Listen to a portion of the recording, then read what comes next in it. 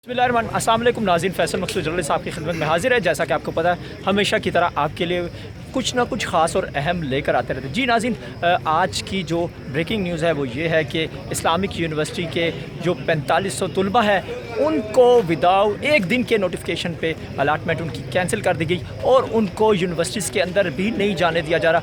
और इस वक्त हमारे साथ मौजूद हैं अहमद अब्दुल्ला, इलेक्शन कमेटी का मैं ज़िम्मेदार हूँ इस्लामिक यूनिवर्सिटी। क्या समझते हैं सर, आप जो स्टूडेंट्स हैं 4500 तलबा हैं वो सरापा एहतजाज हैं, सरापा एहतजाज की वजह भी हमें पता चल गई।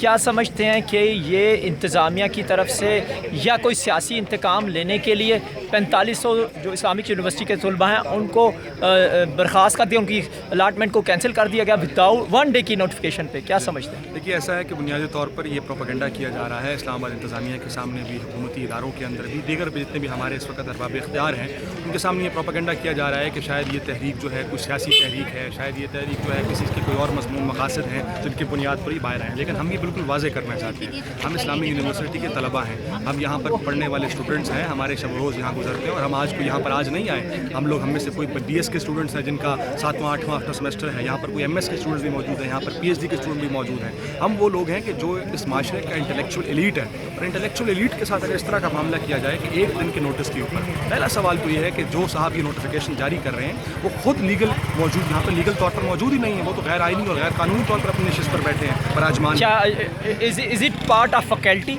No, he is not the part of faculty. He is a retired colonel.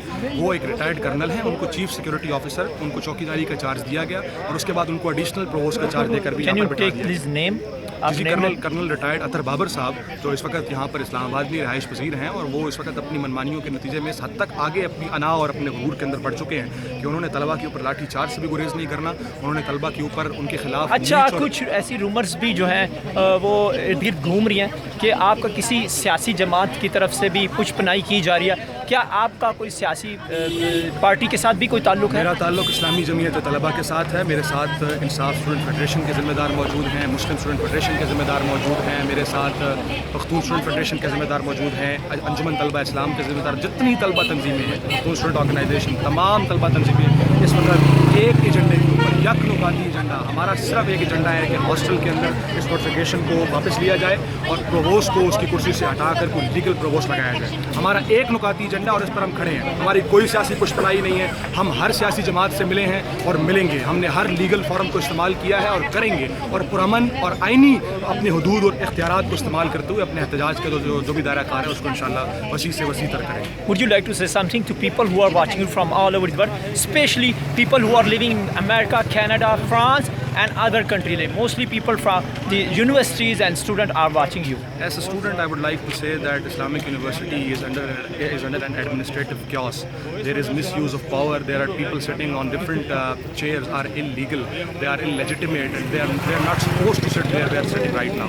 So, as a student of Islamic University, I would like to request all the student community and all other communities or different communities, the people belonging from different nationalities, from different cultures. I would just like to request them that please raise voice for us. We are 5,000, we are 13,000 students. We are the future of Pakistan. We are future of this world. So we would like to request you that please raise voice for us. Whatever you can do for us, just do it in your capacity. And inshallah ta'ala, soon we will hear that this all of